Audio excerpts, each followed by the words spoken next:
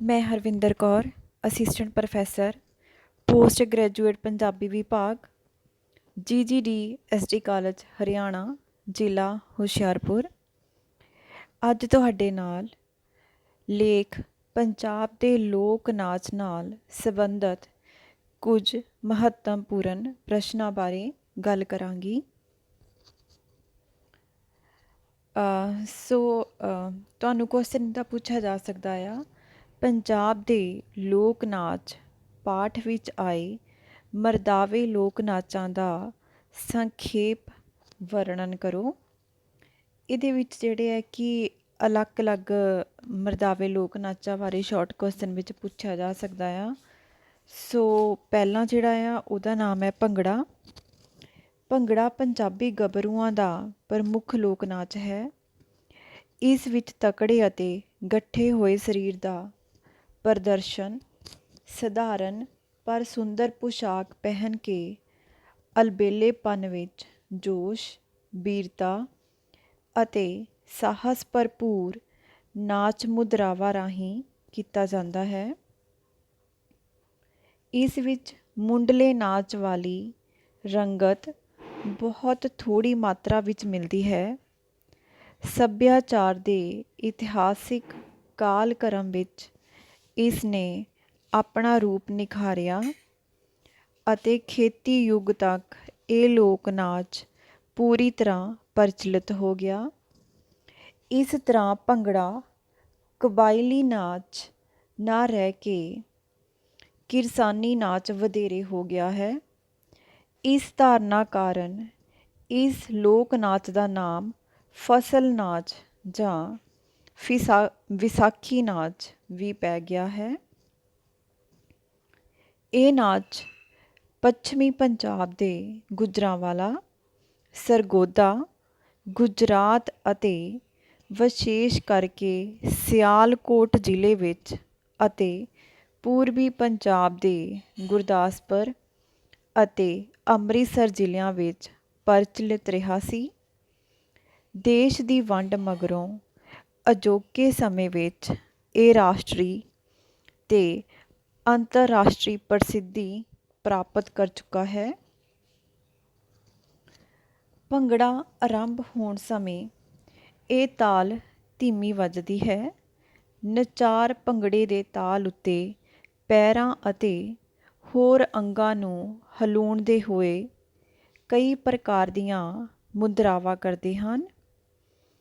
ਭੰਗੜੇ ਦੀ ਟੋਲੀ ਵਿੱਚੋਂ ਹੀ ਨਚਾਰ ਜਾਂ ਢੋਲਚੀ ਜਾਂ ਲਾਕੜੀ ਬੋਲੀ ਚੁੱਕਦਾ ਹੈ। ਬਾਕੀ ਜਣੇ ਲੋੜ ਅਨੁਸਾਰ ਉਸ ਦਾ ਸਾਥ ਦਿੰਦੇ ਹਨ। ਬੋਲੀ ਦੀ ਅੰਤਮ ਤੁਕ ਦੇ ਉਚਾਰ ਨਾਲ ਨਾਚ ਤੇਜ਼ ਹੋ ਜਾਂਦਾ ਹੈ। ਭੰਗੜੇ ਦੀ ਇਸ ਗਤੀ ਨੂੰ ਤੇਜ਼ ਕਰਨ ਲਈ ਢੋਲੀ ਢੋਲ ਨੂੰ ਤੇਜ਼ੀ ਨਾਲ ਵਜਾਉਂਦਾ ਹੈ ਅਤੇ ਵੱਖ-ਵੱਖ ਮੁਦਰਾਵਾਂ ਅਤੇ ਬੋਲੀਆਂ ਦਾ ਪ੍ਰਗਟਾਓ ਸੰਦਰਭ ਉਸ ਦੇ ਇਸ ਵੱਖ-ਵੱਖ ਅੰਦਾਜ਼ ਨਾਲ ਬਦਲਦਾ ਰਹਿੰਦਾ ਹੈ। ਭੰਗੜਾ ਹਰ ਖੁਸ਼ੀ ਦੇ ਮੌਕੇ 'ਤੇ ਕਿਸੇ ਵੀ ਥਾਂ ਪਾਇਆ ਜਾ ਸਕਦਾ ਹੈ। ਭੰਗੜੇ ਵਿੱਚ ਢੋਲ ਤੋਂ ਇਲਾਵਾ ਚਿਮਟਾ, ਡਾਂਗ, ਕਾਟੋ, ਸੱਪ ਆਦਿ ਦੀ ਵਰਤੋਂ ਵੀ ਕੀਤੀ ਜਾਂਦੀ ਹੈ। ਸਿਆਲਕੋਟੀ ਭੰਗੜੇ ਦੀ ਝਲਕ ਹੱਥਾਂ ਵਿੱਚ ਡਾਂਗਾਂ ਅਤੇ ਸ਼ੀਸ਼ਿਆਂ ਕਰਕੇ ਪ੍ਰਸਿੱਧ ਰਹੀ ਹੈ। ਜਿਵੇਂ ਇੱਥੇ ਮੈਂ ਇੱਕ ਬੋਲੀ ਜਿਹੜੀ ਉਹ ਡਿਸਕਸ ਕਰਾਂਗੀ। ਡੱਬੀ ਬੋਤਲਾਂ, ਹੱਥਾਂ ਵਿੱਚ ਸ਼ੀਸ਼ੇ, ਭੰਗੜਾ ਸਿਆਲਕੋਟ ਦਾ। ਚੰਨ ਓਏ ਤੇਰੀਆਂ ਮੈਂ ਲੱਖ ਮੰਨੀਆਂ, ਮੇਰੀ ਇੱਕੋ ਮਨ ਓਏ। ਠੀਕ ਹੈ, ਇਹ ਉਦਾਹਰਨਾਂ ਸੀ ਤੁਹਾਡੇ ਲਈ। ਭੰਗੜੇ ਦੀਆਂ ਕਈ ਮੁਦਰਾਵਾਂ ਹਨ। ਨਚਾਰ ਇਸ ਨੂੰ ਕਤਾਰਾਂ ਵਿੱਚ ਆਮੋ ਸਾਹਮਣੇ ਘੇਰੇ ਵਿੱਚ ਅੱਗੜ ਪਿੱਛੜ ਢੋਲੀ ਦੇ ਇਰਦ ਗਿਰਦ ਇੱਕ ਦੂਸਰੇ ਦੇ ਪੱਟਾਂ ਜਾਂ ਮੋਢਿਆਂ 'ਤੇ ਚੜ੍ਹ ਕੇ ਕਿਸੇ ਦਿਸ਼ਾ ਵੱਲ ਹੁਲਾਰੇ ਵਿੱਚ ਘੁੰਮਦੇ ਹੋਏ ਨੱਚ ਸਕਦੇ ਹਨ। ਮੁੱਖ ਰੂਪ ਵਿੱਚ ਇਹਨਾਂ ਮੁਦਰਾਵਾਂ ਦੀ ਉਤਪਤੀ ਅਤੇ ਵਿਕਾਸ ਖੇਤੀਬਾੜੀ ਨਾਲ ਸੰਬੰਧਿਤ ਸੰਦਾਂ ਅਤੇ ਧੰਦਿਆਂ ਵਿੱਚੋਂ ਹੋਇਆ ਹੈ। ਭੰਗੜੇ ਵਿੱਚ ਨਚਾਰਾਂ ਦੀ ਗਿਣਤੀ ਨਿਰਧਾਰਿਤ ਨਹੀਂ ਹੁੰਦੀ ਤੇ ਨਾ ਹੀ ਵਿਸ਼ੇਸ਼ ਸਾਜ਼ਾਂ ਦੀ ਵਧੇਰੇ ਵਰਤੋਂ ਕੀਤੀ ਜਾਂਦੀ ਹੈ। ਇਸ ਵਿੱਚ ਮੁਦਰਾਵਾਂ ਦੇ ਪ੍ਰਗਟਾਵੇ ਸੰਬੰਧੀ ਵੀ ਕਿਸੇ ਨਿਯਮਬੱਧ ਸਿਖਲਾਈ ਦੀ ਲੋੜ ਨਹੀਂ ਹੁੰਦੀ। ਇਸੇ ਤਰ੍ਹਾਂ ਇਹਨਾਂ ਨਚਾਰਾਂ ਦੀ ਪੁਸ਼ਾਕ ਵੀ ਸਰਲ ਸਾਦੀ ਹੁੰਦੀ ਹੈ, ਜਿਸ ਵਿੱਚ ਪੱਗ, ਝੱਗਾ, ਭਾਵ ਕਮੀਜ਼, ਚਾਦਰਾਂ ਆਮ ਪ੍ਰਚਲਿਤ ਹਨ। ਬਣਨ ਫੱਬਣ ਦੀ ਰੁਚੀ ਕਾਰਨ ਨਚਾਰ ਗਲਾਂ ਵਿੱਚ ਕੈਂਠੇ, ਬੁਗਤੀਆਂ ਅਤੇ ਕੰਨਾਂ ਵਿੱਚ ਮੁਰਕੀਆਂ ਆਦਿ ਨੂੰ ਬਿਨਾਂ ਕਿਸੇ ਉਚੇਚ ਦੇ ਪਹਿਨ ਲੈਂਦੇ ਹਨ। ਵਰਤਮਾਨ ਸਮੇਂ ਵਿੱਚ ਅਸਲ ਭੰਗੜੇ ਦਾ ਸਰੂਪ ਬਦਲ ਚੁੱਕਾ ਹੈ ਤੇ ਬੋਲੀਆਂ ਦੇ ਪੱਧਰ, ਮੁਦਰਾਵਾਂ ਦੇ ਸੰਚਾਰ ਪੱਧਰ ਅਤੇ ਸਾਜੋ ਸਮਾਨ ਆਦਿ ਪੱਖੋਂ ਕਾਫੀ ਤਬਦੀਲੀਆਂ ਆ ਗਈਆਂ ਹਨ। ਇਸ ਵਿੱਚ ਵਿਦੇਸ਼ੀ ਨਾਚਾਂ ਦੀਆਂ ਮੁਦਰਾਵਾਂ ਸ਼ਾਮਲ ਹੋ ਰਹੀਆਂ ਹਨ। ਕੁਝ ਕੁ ਮਿਟ ਰਹੇ ਲੋਕ ਨਾਚਾਂ ਦੀਆਂ ਮੁੱਖ ਮੁਦਰਾਵਾਂ ਵੀ ਇਸ ਦੀਆਂ ਚਾਲਾਂ ਜਾਂ ਮੁਦਰਾਵਾਂ ਦਾ ਨਾਮ ਗ੍ਰਹਿਣ ਕਰ ਚੁੱਕੀਆਂ ਹਨ। ਨਿਰਸੰਦੇਹ ਭੰਗੜਾ ਪੰਜਾਬੀਆਂ ਦੇ ਹੌਸਲੇ, ਗੈਰਤ, ਬੀਰਤਾ ਅਤੇ ਇੱਥੋਂ ਦੇ ਖੇਤੀ ਪ੍ਰਧਾਨ ਕਾਰ ਵਿਹਾਰਾਂ ਦੀ ਮੂੰਹ ਬੋਲਦੀ ਤਸਵੀਰ ਹੈ। ਸੋ ਮੈਂ ਭੰਗੜੇ ਨੂੰ ਡਿਸਕਸ ਕੀਤਾ ਆ। ਸ਼ਾਰਟ ਕੁਐਸਚਨ ਪੁੱਛਿਆ ਜਾਊਗਾ, ਇੰਨਾ ਵੱਡਾ ਨਹੀਂ ਲਿਖਣਾ, ਠੀਕ ਹੈ। ਇਹਨੂੰ ਪੜ੍ਹ ਕੇ ਅਤੇ ਨੰਬਰਾਂ ਦੇ ਅਕੋਰਡਿੰਗ ਉਨੇ ਕੁ ਸ਼ਬਦਾਂ ਅਤੇ ਲਾਈਨਾਂ ਵਿੱਚ ਇਹਨੂੰ ਜਿਹੜਾ ਹੈ ਕਿ ਸਬਮਿਟ ਕਰ ਦੇਣਾ, ਉਹਨਾਂ ਕੁ ਉਹਨੂੰ ਲਿਖ ਦੇਣਾ ਆ। ਸੋ ਨੈਕਸਟ ਜਿਹੜਾ ਮਰਦਾਵਾ ਨਾਚ ਹੈ ਉਹਦਾ ਨਾਮ ਹੈ ਝੂਮਰ। ਹੁਣ ਅਸੀਂ ਝੂਮਰ ਬਾਰੇ ਗੱਲ ਕਰਾਂਗੇ। ਝੂਮਰ ਪੱਛਮੀ ਪੰਜਾਬ ਦੇ ਸਾਦਲਬਾਰ ਦੇ ਲੋਕਾਂ ਦਾ ਨਾਚ ਹੈ।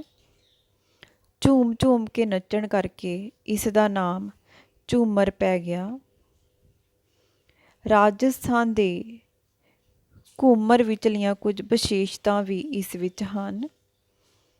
ਬਾਹਰ ਦੇ ਲੋਕਾਂ ਦੇ ਇੱਧਰਲੇ ਪੰਜਾਬ ਵਿੱਚ ਆ ਕੇ ਵਸਣ ਨਾਲ ਇਹ ਲੋਕ ਨਾਚ ਵੀ ਇੱਧਰ ਆ ਗਿਆ। ਇਸ ਨਾਚ ਨੂੰ ਨੱਚਣ ਵਾਲੇ ਸਮੂਹਿਕ ਰੂਪ ਵਿੱਚ ਕਿਸੇ ਖੁੱਲ੍ਹੀ ਥਾਂ ਘੇਰੇ ਦੇ ਆਕਾਰ ਵਿੱਚ ਆਪਣੇ ਹਰਮਨ ਪਿਆਰੇ ਲੋਕ ਗੀਤ ਢੋਲੇ ਦੇ ਬੋਲਾਂ ਰਾਹੀਂ ਢੋਲ ਦੀ ਤਾਨ 'ਤੇ ਉੱਤੇ ਹੀ ਨਾਚ ਨੱਚਦੇ ਰਹੇ ਹਨ। ਇਹ ਨਾਚ 3 ਤਾਲਾਂ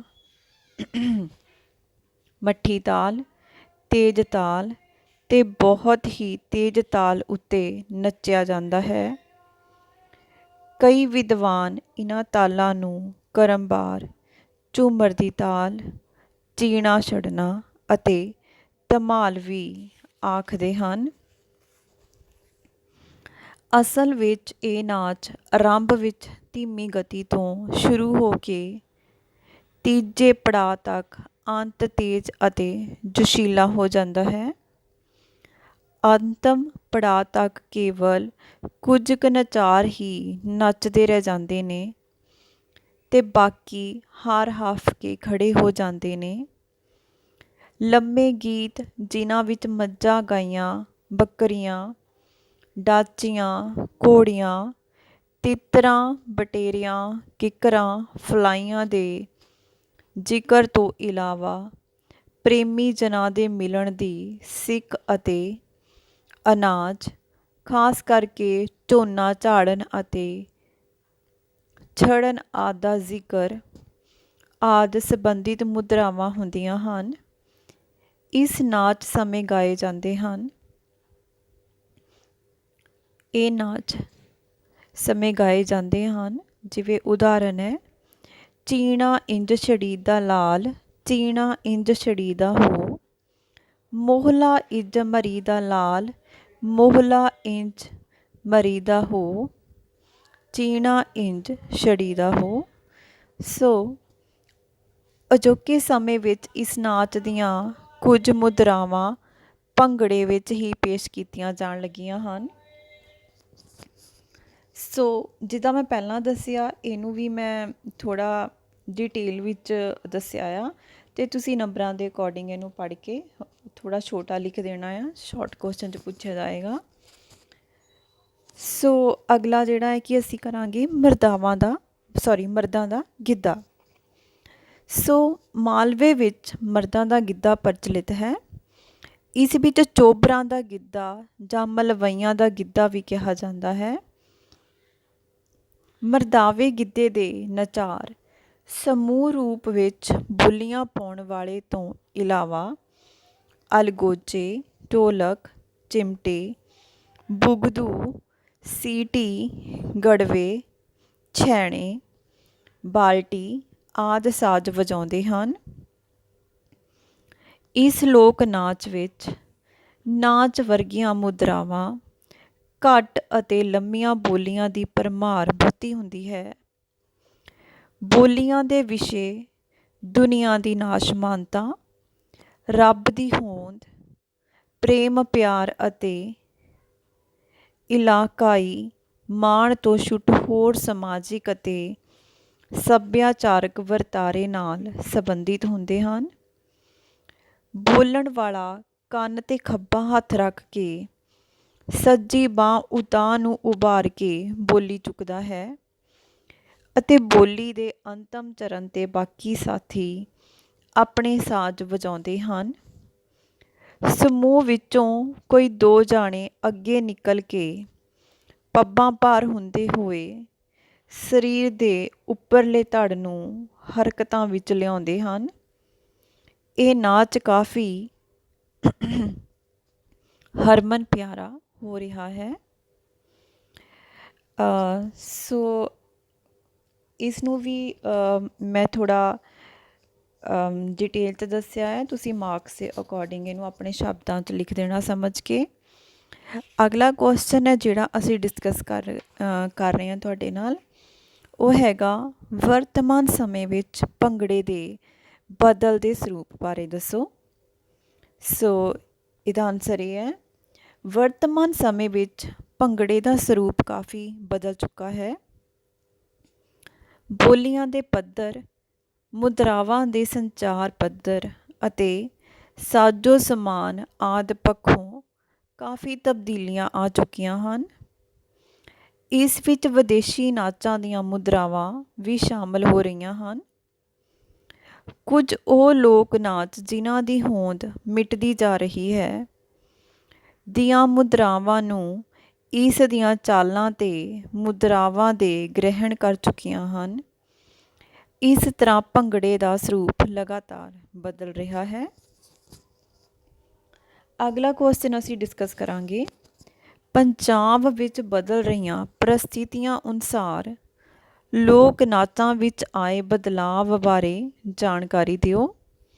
ਸੋ ਆਨਸਰ ਇਸ ਤਰ੍ਹਾਂ ਹੈ, ਪੰਜਾਬ ਵਿੱਚ ਲਗਾਤਾਰ ਬਦਲ ਰਹੀਆਂ ਪ੍ਰਸਥਿਤੀਆਂ ਨੇ ਇੱਥੋਂ ਦੇ ਲੋਕ ਨਾਚਾਂ ਵਿੱਚ ਬਹੁਤ ਸਾਰੀਆਂ ਤਬਦੀਲੀਆਂ ਲਿਆਂਦੀਆਂ ਹਨ। ਪੰਜਾਬ ਦੇ ਲੋਕ ਨਾਚ ਪੰਜਾਬੀਆਂ ਦੇ ਸੱਭਿਆਚਾਰ ਕੇਂਦਰਾਂ, ਪਿੰਡਾਂ, ਪਿੜਾਂ, ਖੇਤਾਂ, ਬੇਲਿਆਂ ਆਦਿ ਤੋਂ ਸਟੇਜ, ਫਿਲਮਾਂ ਅਤੇ ਟੈਲੀਵਿਜ਼ਨ ਤੱਕ ਦੇ ਸਫ਼ਰ ਨੂੰ ਤੈਅ ਕਰ ਚੁੱਕੇ ਹਨ ਅਤੇ ਇਸ ਪੜਾਅ 'ਤੇ ਪੁੱਜ ਕੇ ਇਹਨਾਂ ਵਿੱਚ ਕਈ ਪ੍ਰਕਾਰ ਦੀਆਂ ਤਬਦੀਲੀਆਂ ਆ ਚੁੱਕੀਆਂ ਹਨ। ਇਹ ਤਬਦੀਲੀਆਂ ਮੁਦਰਾਵਾਂ ਦੇ ਸੰਚਾਲਨ, ਗਤੀ ਦੀ ਤੀਬਰਤਾ, ਨਵਸਿਰਜਕ ਨਿੱਜੀ ਗੀਤ ਮੁਖੀ ਬੋਲੀਆਂ, ਸਟੇਜੀ ਜ਼ਰੂਰਤ, ਪੁਸ਼ਾਕ, ਹਾਰ ਸ਼ਿੰਗਾਰ, ਸਾਜ਼ ਸੰਗੀਤ ਅਤੇ ਵਿਸ਼ੇਸ਼ ਭਾਂਤ ਦੀ ਸਿਖਲਾਈ ਆਦਿ ਦੇ ਕਈ ਪੱਖਾਂ ਵਿੱਚੋਂ ਜ਼ਾਹਰ ਹੁੰਦੀਆਂ ਹਨ। ਕੋਈ ਵੀ ਤਬਦੀਲੀ ਆਪਣੇ ਸੱਭਿਆਚਾਰਕ, ਇਤਿਹਾਸਿਕ ਚੌਖਟੇ ਵਿੱਚ ਰੱਖ ਕੇ ਉਸਾਰੂ ਕਦਰ ਪ੍ਰਣਾਲੀ ਨੂੰ ਗ੍ਰਹਿਣ ਕਰਨ ਲਈ ਤਾਂ ਠੀਕ ਹੈ, ਤੇ ਇਸ ਉਦੇਸ਼ ਲਈ ਵਿਦੇਸ਼ੀ ਪ੍ਰਭਾਵਾਂ ਤੋਂ ਬਚਣਾ ਜ਼ਰੂਰੀ ਹੈ। ਤਦ ਹੀ ਇਹ ਲੋਕ ਨਾਚ ਪੰਜਾਬੀਆਂ ਦੇ ਸਰਬਪੱਖੀ ਸੱਭਿਆਚਾਰਕ ਵਰਤਾਰੇ ਦਾ ਪ੍ਰਮਾਣਿਕ ਰੂਪ ਉਗਾੜਨ ਦੇ ਸਮਰੱਥ ਹੋ ਸਕਣਗੇ।